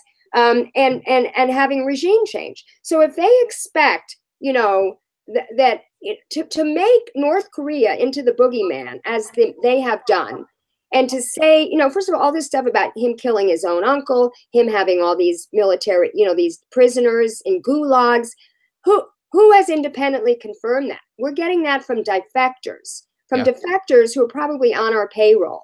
You know, I went to this One Korea summit. It was 4 hours at UCLA, and there were all these speakers there, and Abby Martin was there, and she went through the litany of all these horrible things that supposedly this guy did. You know, they even said he was a cannibal, and he was, you know, seriously. And yet, this is a country that has never invaded anyone. Never. Has not acted belligerent or crazy. We're trying to say they're, you know, autocratic tyrant acting belligerent and crazy. If you look at the history that I just recounted, we're the ones that were acting belligerent and crazy as far as they went. And like you said, I think it's very generous of them to want to give up their nuclear weapons, but I wouldn't do it. I wouldn't do it at all. It wouldn't, I got to be honest, it wouldn't cross my mind to do it. The moment that John Bolton is sitting on stage in front of a camera and is so arrogant and repugnant that he's making this thing of we need to have the Gaddafi model for North Korea. Our media often takes a disposition of America first, even though they don't like to say America first. Like they act or take this position as if they're objective. They're not objective. Like there's a great interview that Jill Stein had, and not great from the standpoint that the interview went well, more so great from the standpoint of how bad it was. And just because of how bad it was, you get to see a behind the scenes look at the way media operates. He asked Jill Stein, he said, Jill Stein made this point. Look, this is the Russia hacking stuff. We've destroyed countries just within the last few years. And you guys are talking about Facebook and Twitter ads. He said, that's great for Vladimir Putin to make that excuse. But why are you making that excuse for Vladimir Putin? Meaning you're right. Everything that you're saying here is right. The context that you're adding to the situation is utterly right. But so what? That's fundamentally what he said. I'm making a point to you that you're absolutely right in everything that you just said. And the media will look at that and say, well, I mean, they're setting off rockets. And you're like, well, but yeah, they're setting off rockets because you're pretending as if you're going to invade their country and that you're talking about regime changing and you're doing it in this casual armchair way as if this is, you know, just, you know, so yeah, I mean, you can go in and you can kill their people and blah, blah, blah. We don't take into account the perspective of the other people that are in these situations. And because we don't take that into account, when the media is portraying this idea of a war, the American public doesn't necessarily see that we are being the aggressors. They believe that whatever we're doing it for the right reasons because they don't see the full surrounding context of other nations matter and other nations have perspectives that are somewhat different than us, but are just as valid. Maybe even that our actions are not necessarily for the best. It doesn't count. Like it's amazing to watch. That what you just recounted should have been the thing that was on the evening news the moment that this issue with North Korea came up.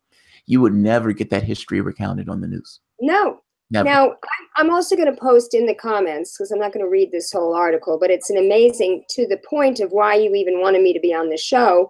It basically is an article by Gareth Porter, who's an independent investigative journalist, a historian, and an author who has covered U.S. wars and interventions in Iraq, Pakistan, Afghanistan, Iran, Yemen, and Syria since 2004, and was the, okay, I don't want to click to that next thing, But he wrote an article called How Corporate Media Got the Trump-Kim Summit All Wrong. And he said he interviewed a guy by the name of Joel. Oh, great. Now it's switching. Was my computer is so slow. He said that there's a guy by the name of Joel Witt, who he spoke with, who was the senior advisor to the new U.S. negotiator with North Korea, Ambassador Robert Gallucci, from 93 to 95, and who from 95 to 99 was coordinator of the 94 agreed upon framework, which is exactly what I was talking about with what Carter did during the Clinton administration. So he revealed in an article that North Koreans informed the American participation in these 2013 meetings that we had informal meetings with them about North Korea's thinking on its nuclear weapons, that Kim was already anticipating negotiations with the U.S. in which North Korea would agree to give up nuclear weapons in return for steps by the United States that removed its threatening posture towards North Korea. Right there. And yeah. he said, the statement said the denuclearization of the Korean Peninsula is at the behest of our leader and must be carried out without fail. And it went on to urge, quote, high-level talks between the DPRK and the U.S. authorities to establish peace and security in the region. And this came a few months after Kim had resumed nuclear testing to establish a credible deterrent. And that was because of the young Kim's conviction that the United States believed it could bully his regime in the transition after Kim's father, Kim Jong-il, died in December of 2011.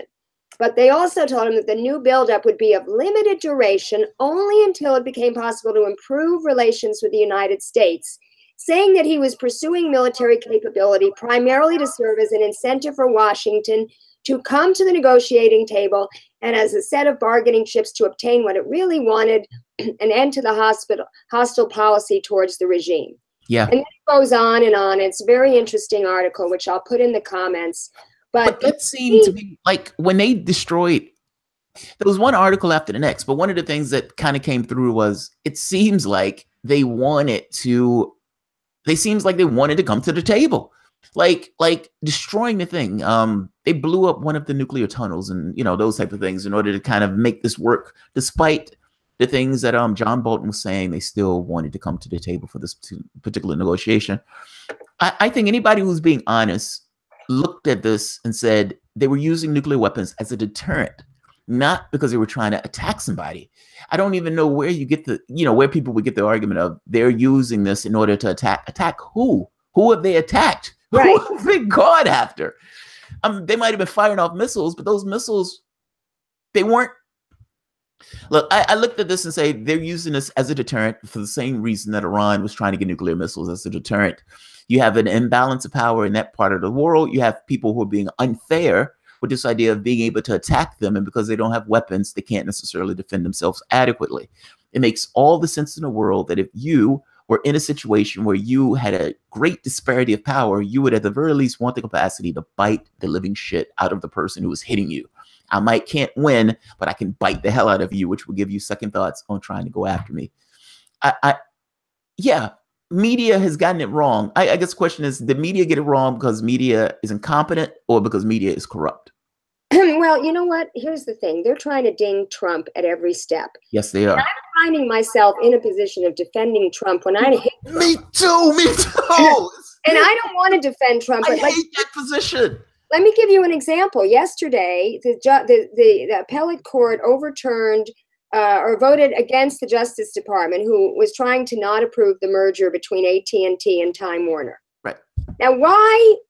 And so the media report this as a ding on Jeff Sessions. Ha, ha, ha. His argument that, it would be anti-competitive could not be proved. So, there's another loss for Trump. Meanwhile, who is in favor of monopolization? Why would the Democrats, why would liberals, why would the liberal media be in favor of more concentration of power? Everybody knows that monopolization is the main cause of wealth and income inequality. When you only have 5 companies in the media, 5 companies in airlines, 5 companies in food, 5 companies in energy, et cetera, you don't have choices for either consumers or workers. You can't say, oh, I'm going to go to this company if you don't give me a good price or a good wage, because there's no other this company. There's only 5 of them, and they're colluding with each other. So, I mean, if you look at, there are some brave people that are speaking out, like, Representative Chris Murphy from Connecticut, saying this is not a good thing, this merger. And yet the press is like all over it as a loss to Trump. Even there's this politics, and I'm on a rage against that, because they have a lot of good videos.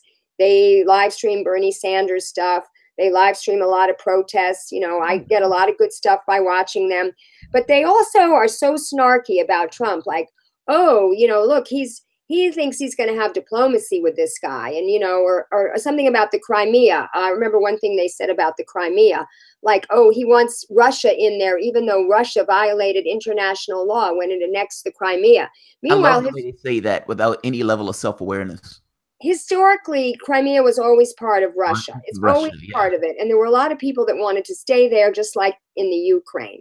But meanwhile, how about now this focuses on the violations of international law that Israel does in Gaza, actual war crimes, according to the UN, or that Saudi Arabia does in Yemen, So it's like a big pylon, and I'm feeling like, not that I feel sorry for Trump, that's not exactly what I feel, but I feel like this contributes to the binary view of politics and government in our society. Like, there's the good guys and the bad guys. Yeah. And Trump and Putin are the bad guys. And even though, Putin and Assad are the only ones fighting ISIS in Syria, and we're the ones actually propping up the al-Nusra Front. We're the terrorists. We're literally propping up the terrorists. The outgrowth of al-Qaeda, right? So, I mean, if we hadn't entered that civil war in 2014 over that false flag of the chemical attack, they're always bombing their own people. Saddam bombs his own people. Gaddafi bombs his own people. I mean, this is what we do. We try to create this, foment. Right, exactly. I agree with you. Nothing else to say. I agree with you full-throatedly. I feel the same way. I often feel that I'm put into this weird, awkward position of not necessarily, I think you're right. It's not necessarily feeling bad for Trump. I think it's this feeling of, you guys are utter hypocrites, and you guys are attacking one while completely giving a pass to the other and completely unself-aware in doing it. So with a straight face, you could say Donald Trump is working with terrorists, while at the same token, if Obama was doing this, you would probably have no issue at all. Like with this. Oh my God, are you kidding? You'd be lionizing Obama. If Obama got this historic meeting, this is the first president since the Korean War to have a meeting with the North Korean leader. If Obama did this, they'd be giving him a second peace prize. Not that he deserved the first one. Which makes me dislike them more, if I'm being honest. It makes me. It annoys me that I have to take a position where it feels like I'm defending Trump. That's the first part. But it also annoys me that they're attacking from the right in this way. You know what I mean? It's like, whatever you want to think of them, there are certain policies where I actually agree with. The investor-state dispute settlement thing, I agree with that. I didn't like that. So when Donald Trump trying to find an opt-out clause for it, good. I agree with him on that. I don't want that to be part of it. I didn't like it part of the Trans-Pacific Partnership. I don't like it to be part of NAFTA. I don't like this idea of corporations being able to sue the United States government. Screw that. That's the first point. The thing that you're talking about, this idea of them attacking him for merger or trying to stop the monopoly, you should want to stop the monopoly. Like, especially if you're consider yourself to be on the left and you hate this idea of concentrated power and this idea that power as it concentrates becomes more concentrated, limiting of choices and everything else. You should be against that. Now, if Jeff Sessions, I have a lot of issues with Jeff Sessions, but if Jeff Sessions has sent his Justice Department out to actually fight that, good. But like, why is everything political? Like, there should be some things just us as human beings, as a collective, say, hey, I don't necessarily like these guys being able to accrue power in this way, and maybe we shouldn't allow that to take place, and antitrust laws matter. Yeah. Now, the way they're trying to position it is the only reason Sessions and Trump went after this merger was they wanted to ding CNN. Oh, Jesus Christ. CNN, which is ridiculous, okay? I mean, even if it is true, it's no reason. You don't bring that up. I mean, that's just babyish. I'll tell you another thing that Now This did yesterday pissed me off.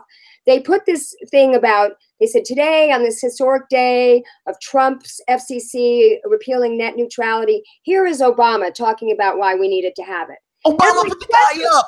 I had to organize 4 protests in 2014 to get to get Obama to have net neutrality. Yeah, I mean, he put the guy up. He put the guy, like, people keep acting like, it's like, yeah, Donald Trump put the guy IG pot as head. Obama put the guy on the thing in the first place. But he also needed that. I was the LA point person for the National Coalition for Net Neutrality. I was on all the conference calls, and I organized literally, like I said, 4 protests in that year to pressure Obama. And so I made this comment on Now This, and they're like, well, Lauren, at least Obama listened, Wow. Why aren't you out there protesting Trump? And I'm like, because Trump isn't going to listen to me. And she's well, see, Obama's good. He listened, It's like my team, your team. I can't take it. I don't like that. It's funny. As I think part of my political awakening was to be absolutely hateful of that way of looking at politics. I've gotten to the point where it aggravates me. It grates my nerves. When people call into my channel, I hate it when these guys are being overtly, I'm a Democrat, and so everything I say is going through the lens of being a Democrat. I'm a Republican, so everything I say goes through the lens of being a Republican. What do you say? It's just a goddamn person about, real world phenomena. I don't like monopolies. I don't like them. Now, if Donald Trump is supporting stopping that merger, good. Does that make me like Donald Trump more? No, it doesn't. Does that make me like that particular policy? Yes.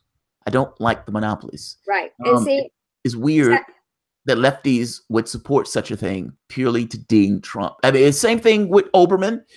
Oh, I was apologize to Bush for going after George Bush for killing those 1 million people and starting that war and killing, all these Americans died because I just like Trump. Now, Trump hasn't invaded a country and killed 1 million people. And yet Keith Olbermann, for whatever reason, believes that Donald Trump is worse than the person that did, repudiating like 2 years or 3 years where Olbermann has gone out and flipped out on television over night after night after night after night. His special comment, where he got to the point where his special comment was just a comment every night. Yeah. It's amazing. It's amazing. It's aggravating. It's aggravating. Well, one final thing, and then I know we both have to go. The thing about the media, and it ties into my earlier point about not Trump and why he's going to keep winning or win again in 2018 and 2012. Do you think he's going to win in 2020? I'm curious. Like, I know it depends on who they put up, but let's say Kamala Harris. Let's say 2 things. Let's postulate 2 things. Let's postulate they don't cheat Sanders, that Sanders wins. I have to be honest. I think if Sanders wins the primary, Sanders wins the presidency, if I'm being honest. Yeah. But say for the moment, it's not Sanders. Say it's Cory Booker or Kamala Harris. Does Trump win that? Well, I think he does, and I'll tell you why. But it could change if the media does their job. And here's what I mean by that. Talking about Mark Sanford winning, okay, in South Carolina, talking about the fact that Trump hasn't lost any of his base. I heard a very interesting lecture by George Lakoff, who wrote Don't Think of an Elephant. And he's the linguist up in Berkeley, who came up with the Democrats are the nurturing mothers and the Republicans are the authoritarian fathers, right? So people that flock to the Republican Party tend to have that authoritarian mindset where if somebody, their leader, tells them what to do, they do it. They don't question. You know how lefties are. We're constantly questioning and infighting, and even the circular firing squad against Khanna, they wouldn't do any of that. They bite their tongues. All those Republicans who hated Trump fell in line. They're supporting him now because he's able to get policies passed that Ronald Reagan could only dream of. I mean, this whole thing that Grover Norquist said about shrinking government to the size where we can drown it in a bathtub, that's exactly what the Trump administration is doing. And the Republicans and their billionaire backers love it. Yes. Okay? So as long as the media keeps saying, no Trump, no Trump, no Trump, and not telling the Republican voters what Trump's actions mean for them. They are not talking about policy. They are not talking about how these, getting rid of all these departments and all these regulations and everything is going to affect the lives of ordinary people. If the media really wanted to see that Trump did not get elected, they would start doing this, okay?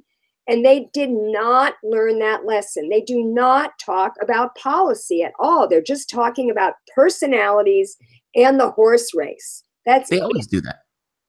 I mean, that's the way media is. I mean, I'm trying to think back. I don't remember a time where media discusses policy. It's usually just nonsense. It's this guy said this woman said this. Even during the debates, Hillary Clinton said you were blah blah blah blah blah. Would you like to respond to that? And he says something, and they go back and forth. As opposed to Donald Trump has made the decision to get rid of, this particular national park or something to that effect, or sell this property off for this property to be destroyed. Or Donald Trump or Republicans are trying to take away Medicare, or they're undercutting Obamacare in a way where millions of people are going to lose their health care and X number of thousands are going to die every year because of it. That's different. Like, I'm agreeing with you. I'm just saying I don't remember news ever really doing that. And they tend to have just devolved into this personality and that personality. Well, that's why we need to have a stronger public broadcasting. I mean, look, public broadcasting, NPR, a lot of people say they've gone all corporate. Well, that's only because they don't get government funding. They hardly get government funding anymore. They don't get enough donations from individual viewers, so they have to depend on corporations and foundations that are set up by wealthy people. And so they're very moderate too, public broadcasting. But in other countries where you really have strong support of public broadcasting, I think it's a lot more substantial. So I feel that anything that is essential for a functioning democracy, education, housing, healthcare, and media, broadband, I think should be publicly owned and operated. And yes, government bureaucracies can get a little corrupt. They can get, inefficient. They're not great. But certainly it's better to take the profit motive out of it, because when you have the profit motive, like in private prisons, as I was able to see when I went down there on Sunday to that detention center on the Mexican border, when you're actually paying somebody for every prisoner they house, don't you think that affects how law enforcement works? And, the school to prison pipeline. You sound like a commie, Lauren. You're sounding like a commie, man. And you're trying to besmirch the reputation of these noble plutocrats who care about the society to which they're getting their, exploiting for their wealth. Of course you're right. Of course you're right. Good news. David Koch, last week, this was in the news, he resigned from his company and he resigned from his political activities because he's battling some sort of health issue. I mean, I don't wish the man death or anything like that, but I'm a better person. Yeah, I'm being an asshole, but come on. We need to stop pretending as if the things that people do are disassociated from them. Like John McCain goes out looking for every war that John McCain can get this country into, murdering and killing people. And I'm supposed to feel some level of sympathy for John McCain. Koch brothers, same thing. The guy's been going after healthcare, education, and all these other things, all the money in the world, billions of dollars. And yet he uses his money to attack public services and attack the government itself. Am I really going to feel and shed a tear in sympathy for somebody who doesn't necessarily care about other people? I am not. No. I am not. I'm not going to say I hope he dies. Well, that's kind of brutal. But am I going to shed a tear? Maybe I'll say I won't be sorry when he's gone. Right there. Like when Scalia croaked. Yeah. Did I shed a tear for Scalia? No. Did I wish harm on him? No. Did I feel bad for him that he was gone? No. All right, my dear. It's been real. I so appreciate you coming on to the show. I know we run our mouth and we talk about all sorts of stuff, but I always enjoy it. So I always love to have you on. Well, I don't see the comments, so hopefully people enjoyed it as well. Well, there are 150 something people here, so I would imagine so. And that number hasn't dipped. I think the lowest I've seen it was like 140, something to that effect. Okay. So I look, it's my channel. If they want to come and enjoy it and they want to watch us talk and go back and forth with this stuff, have that. I enjoy it, and I think they enjoyed it too. So I appreciate it. I do too. So next time it's my turn to have you on my show next time. Anytime you want me. Anytime you want me. Thank you so much. Have a great rest of your week. You too. Enjoy. Have a good one. And whenever you want me on the show, just let me know. All right. Thank you. Bye. All right, guys. If you enjoy the content, please feel free to share, like, subscribe, and you guys can always support the patron. Everyone that's donated, I saw Baltazar and I saw a few other ones. I can't see all of them after the fact, but thank you guys very much for your donations to the show. All right, guys. You'll have a good one. And we